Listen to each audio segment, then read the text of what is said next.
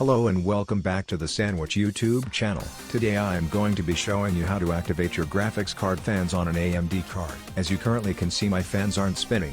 By the way, I am sorry for the dust. First open the Radeon software. Then go into Performance. And then on Tuning. And uncheck the 0 RPM option. And the last step will be to apply the changes.